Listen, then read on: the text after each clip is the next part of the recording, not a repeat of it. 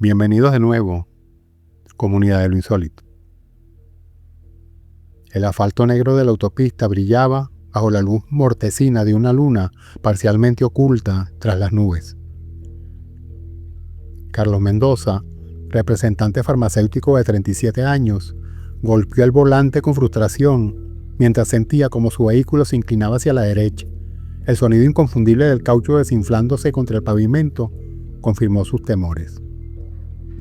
Un neumático pinchado a las 11:42 de la noche, apenas unos kilómetros después de haber dejado atrás Valencia.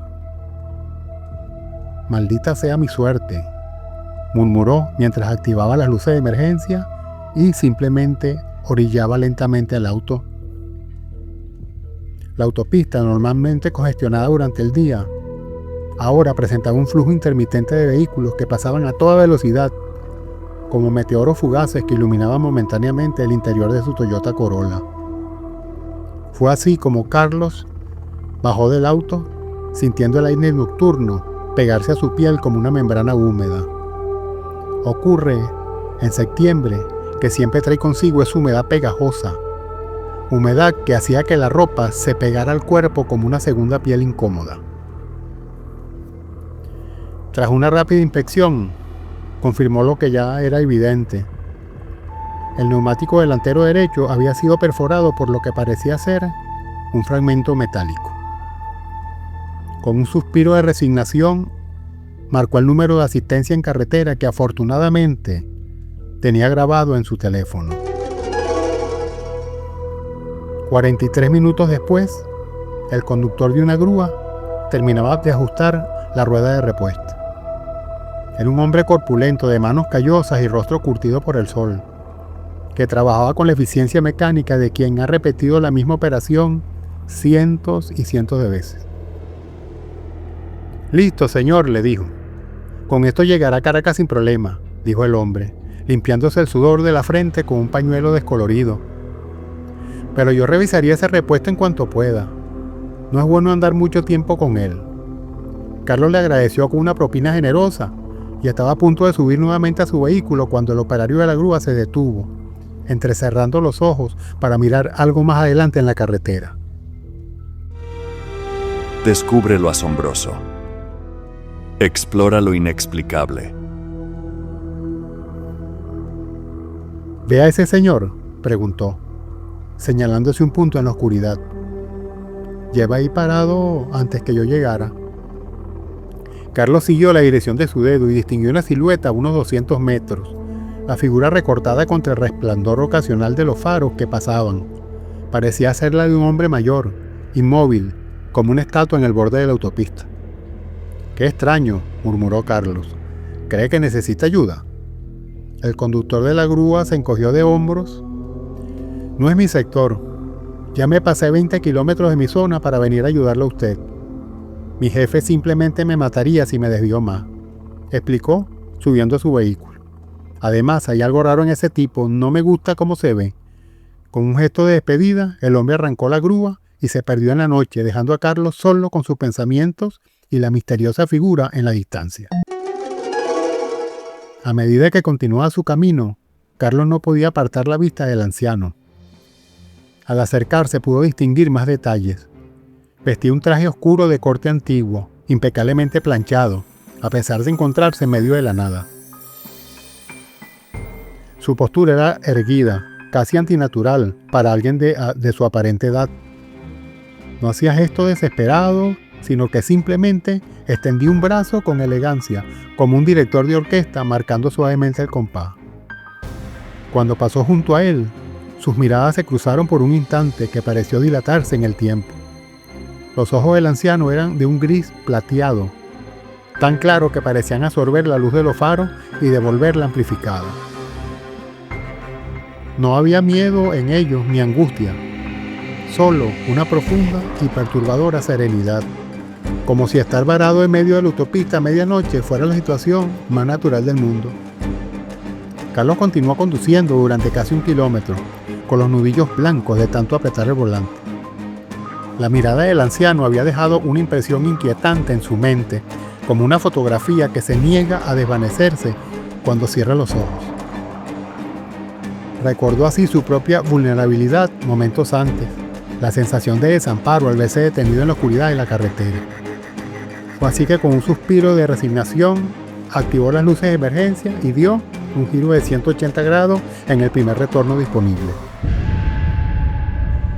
Cuando regresó al lugar, el anciano seguía exactamente en la misma posición, como si no se hubiera movido ni un milímetro.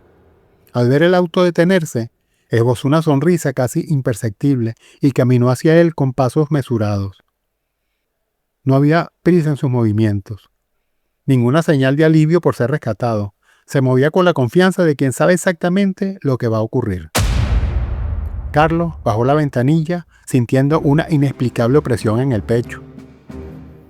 ¿Necesita ayuda, señor?, preguntó, intentando que su voz sonara casual. El anciano simplemente lo observó por un momento antes de responder. Sus facciones, iluminadas por la tenue luz del interior del auto, revelaban un rostro de rasgos finos y aristocrático. Su piel tenía la textura del papel antiguo, con arrugas que parecían contar historias de otros tiempos. Un aventón hacia Caracas sería muy apreciado, joven, respondió finalmente con una voz profunda y melodiosa, sorprendentemente firme para alguien de su edad.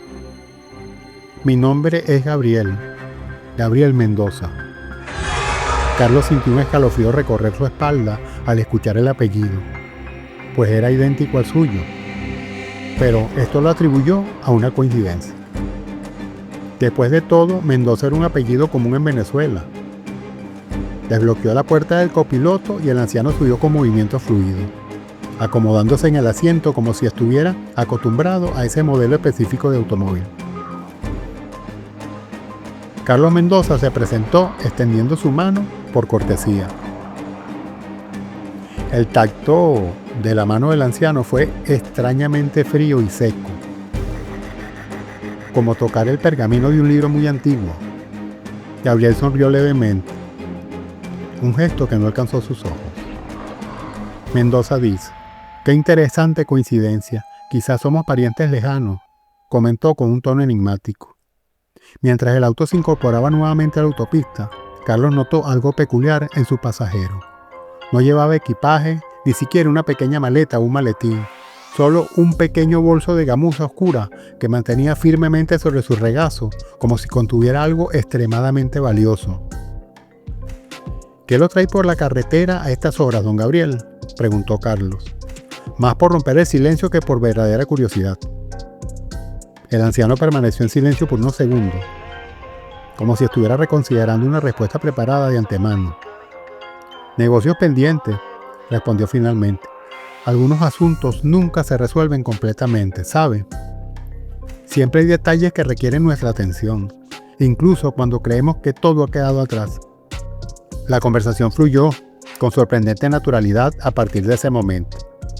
Gabriel hablaba con la cadencia hipnótica de un narrador experimentado, hilvanando anécdotas e historias con la precisión de un relojero.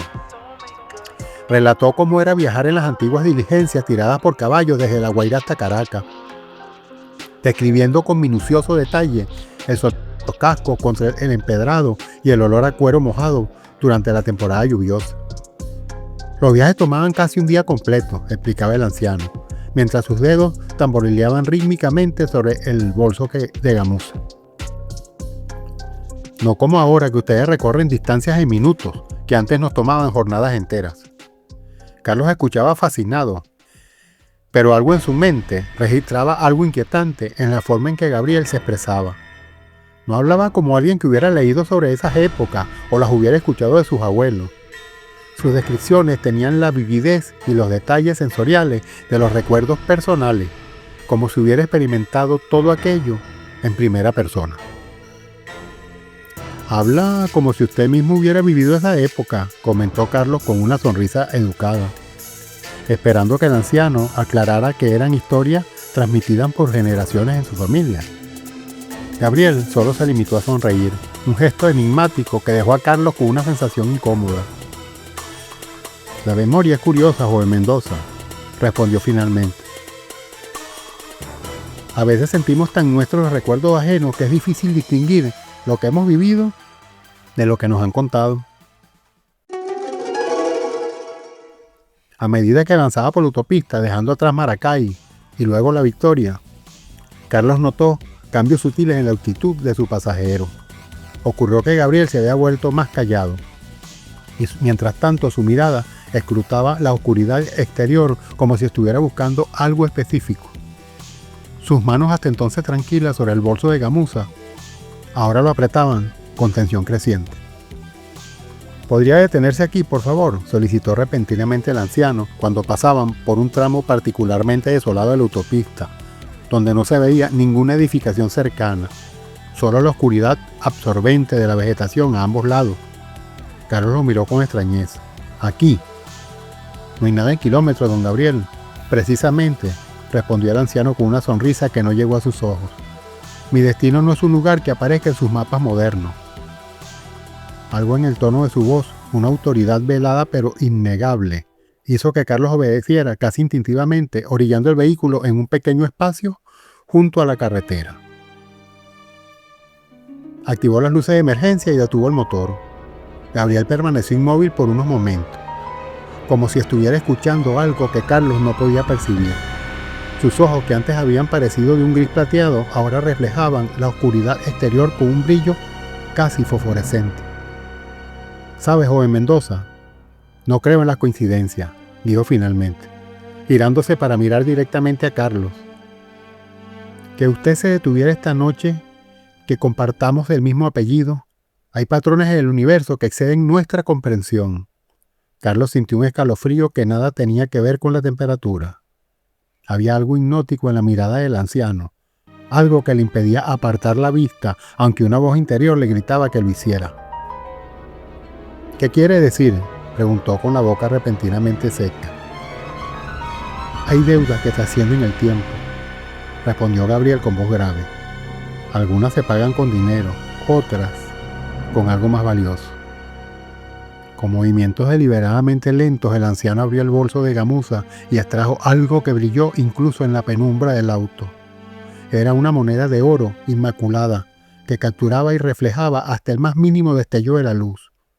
«Una morocota de 1876», explicó, pasándola entre sus dedos como un prestidigitador. «El año en que fundé el Banco Caracas». Carlos parpadeó confundido. «¿Fundó? No entiendo». «Gabriel Mendoza», continuó el anciano como si no hubiera escuchado la interrupción. «Ese era mi nombre. Entonces, el doctor Mendoza. Me llamaban. Un título que me gané en la Sorbona antes de volver para hacerme un lugar entre los financistas de Caracas». Junto a la moneda extrajo 3 billetes delicadamente doblados. Incluso en la escasez de luz, Carlos pudo distinguir que eran antigüedades. El papel tenía una textura y color que solo otorga el paso de décadas, quizás siglos. «Billetes de 800 bolívares del Banco Caracas, 1890», explicó Gabriel, acariciando el papel con reverencia. «Mi firma está en cada uno de ellos. La misma firma que estampé en el registro cuando nació tu tatarabuelo, Fernando Augusto Mendoza, mi único hijo». Carlos sintió que el aire dentro del vehículo se volvió denso, casi irrespirable. Las palabras del anciano, pronunciadas con absoluta convicción, contradecían toda lógica, y sin embargo, algo en su interior reconocía una verdad terrible en ellas. Fernando Augusto era efectivamente el nombre de su tatarabuelo. Era un dato familiar que no era de conocimiento público. «Esto es imposible», murmuró, intentando mantener el control de sus pensamientos. «Usted no puede ser el mismo Gabriel Mendoza nacido en 1828», completó el anciano con una sonrisa que revelaba dientes perfectos, demasiado perfectos para alguien de su supuesta edad. «Te sorprendería saber cuántas cosas que crees imposibles suceden cada noche en esta autopista». Con un movimiento fluido, Gabriel depositó la moneda y los billetes sobre el tablero del auto. «Un regalo para mi descendencia», dijo, «y un pago por tu amabilidad». «No puedo aceptarlo», respondió Carlos automáticamente, aunque sus ojos no podían apartarse de la moneda reluciente. «Debes hacerlo», insistió Gabriel, y su voz adquirió un timbre diferente, como si múltiples voces hablaran simultáneamente. «El ciclo debe completarse». Antes de que Carlos pudiera reaccionar, el anciano abrió la puerta y descendió del vehículo con la misma gracia medida con la que había entrado. Parado junto a la ventanilla, su figura parecía ahora más alta, más imponente, recortada contra el cielo nocturno. «Deberías saber algo, Carlos», añadió inclinándose ligeramente. «No todos los que deambulamos por esta carretera estamos vivos, y no todos los que parecen vivos lo están realmente». Con esas palabras fue que Gabriel comenzó a alejarse con pasos pausados hacia la oscuridad que bordeaba la autopista. Carlos, paralizado por una mezcla de miedo y fascinación, observó cómo la figura del anciano se difuminaba gradualmente, no como alguien que se pierde en la distancia, sino como una imagen que pierde nitidez, como si la realidad misma deshiciera a su alrededor. Lo último que vio, antes de que Gabriel desapareciera completamente, fue un breve destello plateado, donde deberían estar sus ojos.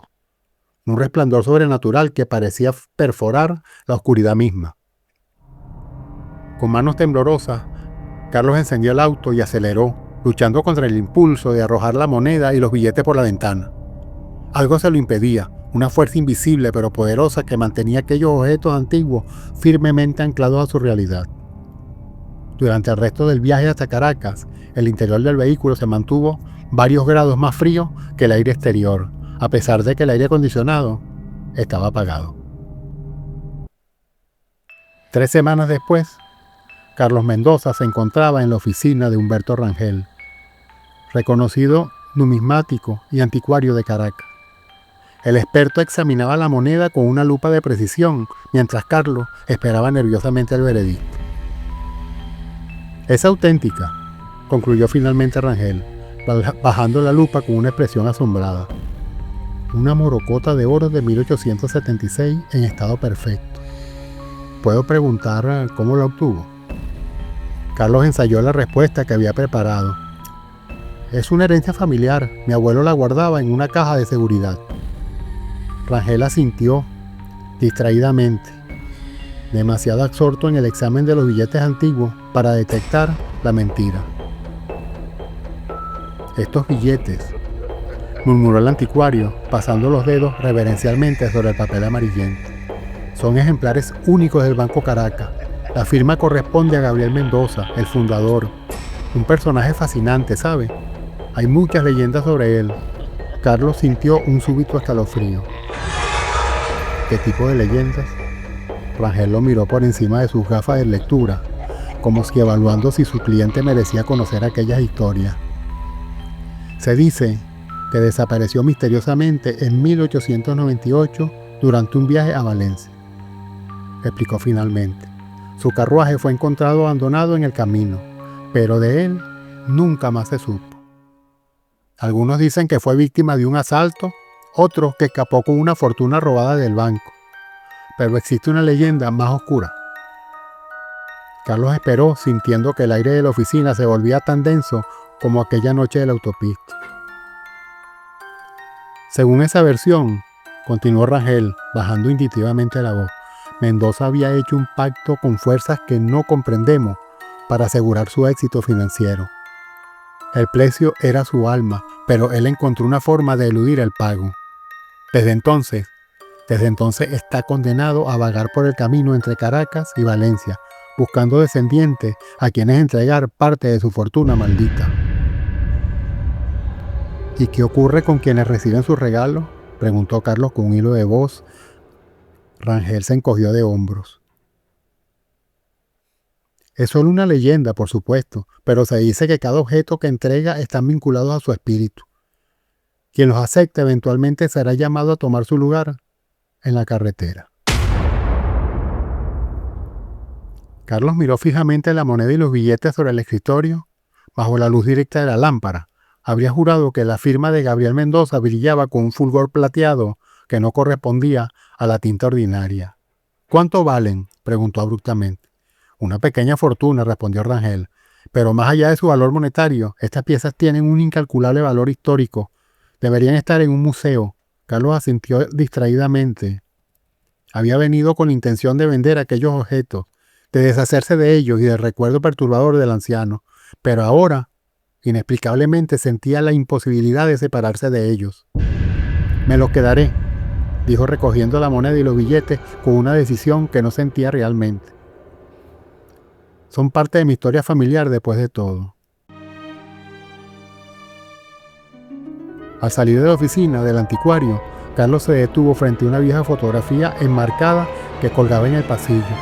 La imagen sepia y desvanecida por el tiempo mostraba un grupo de hombres con levitas y sombreros de copa alta frente a un edificio señorial.